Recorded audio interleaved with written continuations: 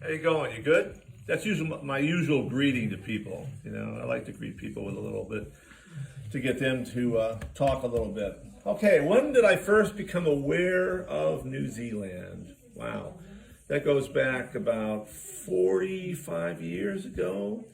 I had just, unfortunately, my father died. I was a basketball coach at Gonzaga University up in Spokane, and my dad died, and I had to come back to California to look after my mother for a while. And while I was doing that, I was in the gym at De Anza College, where I went to school, graduated, and where then I started teaching, my teaching career at De Anza College.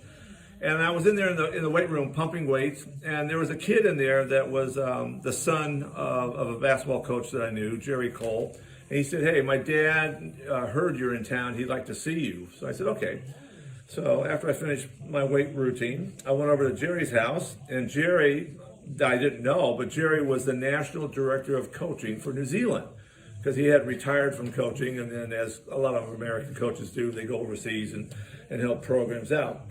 So he said, you know, if you're at a loose end, which I was at that particular time, he said, you know, there's a few jobs going in New Zealand. I said, really? And so he told me about New Zealand. He said, it's a great place. It's very beautiful. People speak English, so you don't have to worry about that. So I said, okay. I said, yeah, no, I would consider that. I think that would be, you know, I've got nothing going right now. And when I was at university playing basketball, a lot of players would go overseas and play, particularly in Australia. And it always sounded so exotic. Like it was the Foreign Legion or something. Like, wow, that guy's playing basketball over in Australia. What the hell is that about? So anyway, so I said, yeah, to Jerry. And Jerry got on the phone right then and there and called Joe McLeod, who was the director of basketball, who was the general manager for basketball New Zealand.